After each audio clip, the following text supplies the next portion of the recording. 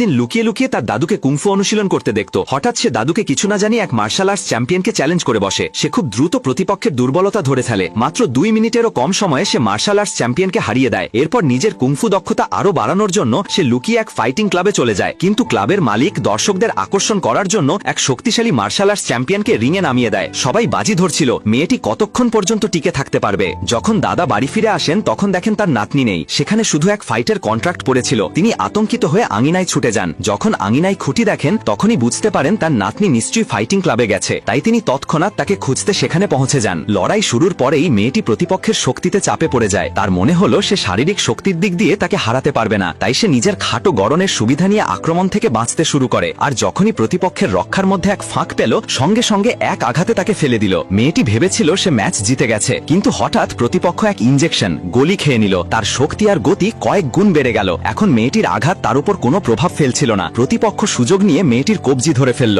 এক প্রচন্ড আঘাতে মেয়েটি সঙ্গে সঙ্গে অজ্ঞান হয়ে গেল। কিন্তু প্রতিপক্ষ তাতেও থামেনি। সে আস্তে আস্তে পা তুলতে শুরু করলো। সংকটের সময় দাদা ঠিক সময় এসে আঘাত থামিয়ে দেন। প্রতিপক্ষ সমস্ত শক্তি দিয়ে চেষ্টা করলেও দাদার পা চেপে ধরতে পারেনি। দাদা তাকে এক জোরালো লাথি মেরে দূরে ফেলে দিলেন। তারপর দাদা তার নাতনিকে তুলে নিয়ে বললেন, ওরা বাঁচবে না, আমি ছাড়ব না।